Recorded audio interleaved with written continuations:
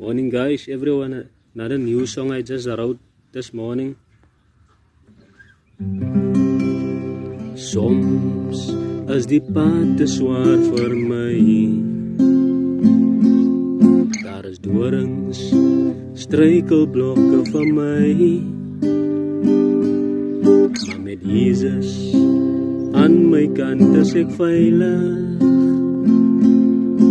Met hom sal ek die stryd deurkom.